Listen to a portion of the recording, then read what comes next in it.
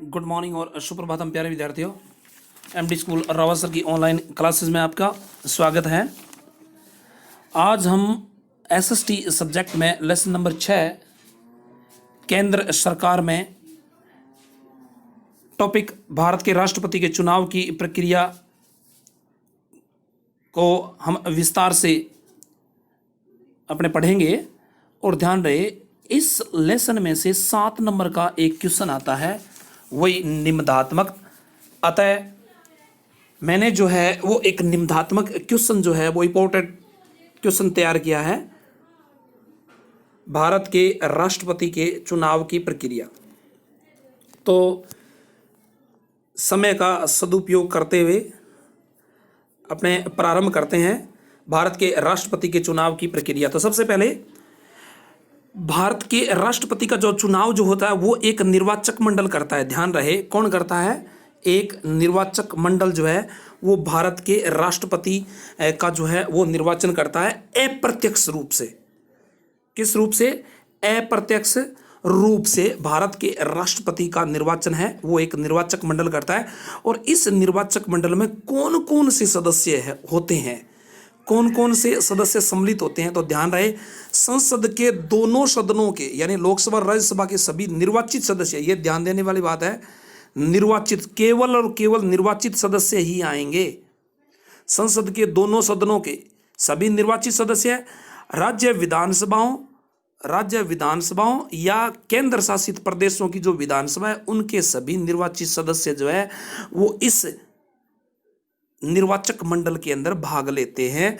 और ये ही राष्ट्रपति के चुनाव के अंदर जो है भाग लेते हैं, या चुनाव के अंदर जो है राष्ट्रपति के चुनाव की प्रक्रिया में ये ही महत्वपूर्ण अपना योगदान देते हैं। तो इसके बाद बात करते हैं राष्ट्रपति के निर्वाचक प्रणाली की। सेकंड नंबर, राष्ट्रपति के निर्वाचक प्रणाली।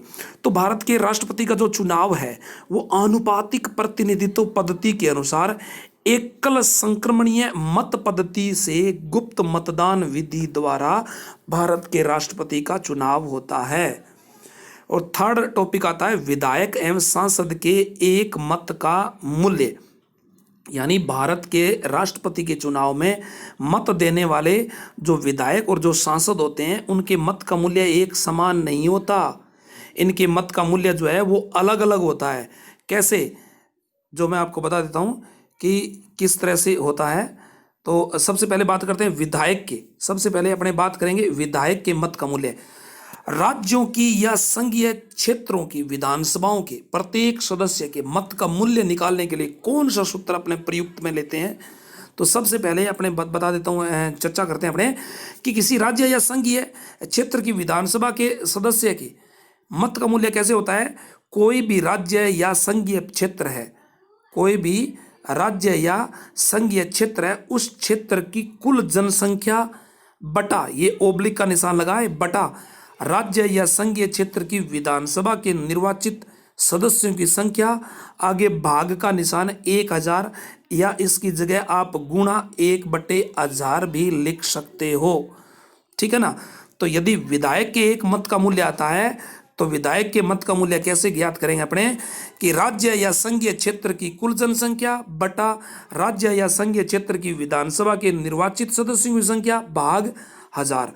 अब अगर अपने बात करते हैं संसद के मत का मूल्य, यहां मैंने संसद लिख रखा है तो यहां संसद के सदस्य आना चाहिए था।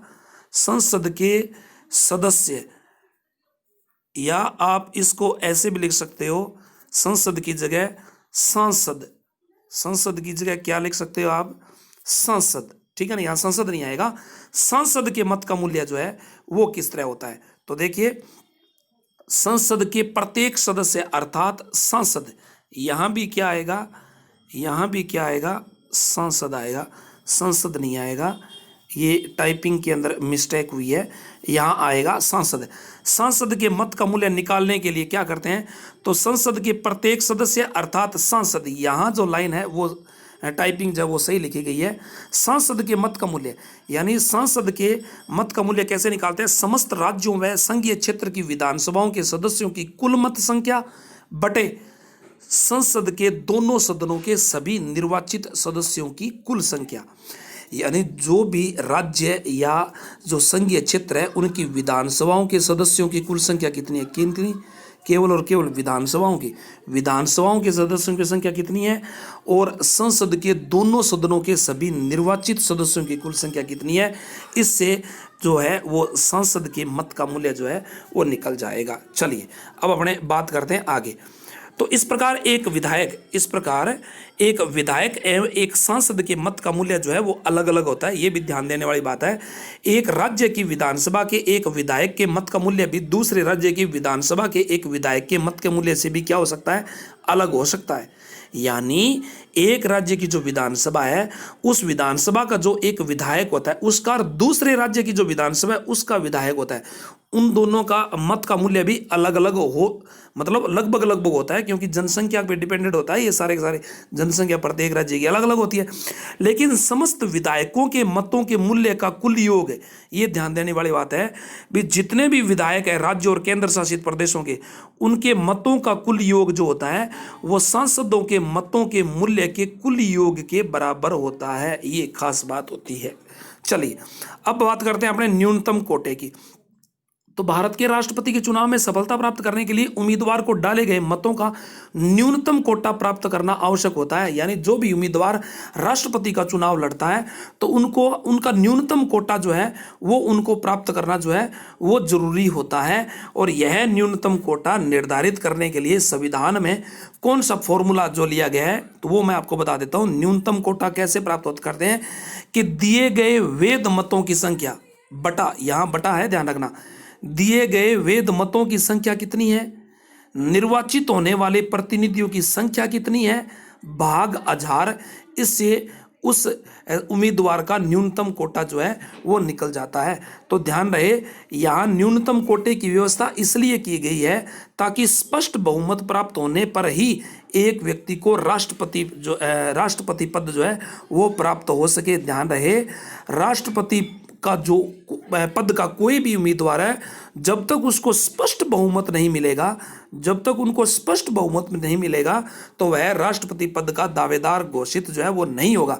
तो इसलिए ध्यान रहे न्यूनतम कोटे की व्यवस्था जो है वो इसलिए की गई है ताकि स्पष्ट बहुमत प्राप्त होने पर ही एक व्यक्ति को राष्ट्रपति पद जो है वो क्या हो, प्राप्त हो सके। और इस पद्धति में मतदाता अपने मत पत्र में अपनी पसंद जो है वो व्यक्त कर सकता है। ओके बच्चों, थैंक यू।